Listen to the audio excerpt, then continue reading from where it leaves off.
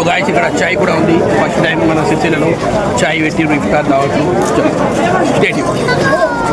Hello guys, అస్సలం వాలేకుం, నమస్తే. ఈ రోజు రంజాన్ డే 13. సైరీ చేసిన తర్వాత నిద్ర అయితే ఫుల్ వచ్చింది. ఫజర్ నమాజ్ అయిన తర్వాత సక్క ఇంటికి వెళ్ళి పడుకున్నా అంటే మళ్ళీ జోహర్కి లేచిన తర్వాత సక్క మస్జిద్కి అయితే వెళ్ళిపోయినా. జోహర్ నమాజ్ అయిన తర్వాత కాసేపు మస్జిద్ లో కూర్చొని ఖురాన్ చదువుకున్నా. కాసేపు బయట టైం పాస్ చేసిన తర్వాత మనకు అసర్ టైం అయితే అయిపోయింది. అసర్ నమాజ్ అయిన తర్వాత సక్క మేము ముస్లిం ఫంక్షన్ హాల్కి అయితే వెళ్ళిపోయినాం. ఎందుకంటే మా సదర్ సాబ్ తరపు నుంచి ఇఫ్తార్ పార్టీ ఇంకా భోజనం ఉండే. ఇఫ్తార్ అయిపోయిన తర్వాత మగ్రీబ్ నమాజ్ అయిన తర్వాత భోజనంకి అయితే వెళ్ళిపోయినాం. భోజనంలో బగారా రైస్ ఇంకా మటన్ ఉండే. టేస్ట్ ఎలా ఉందో మన నారాయణ భాయ్ చెప్తారు.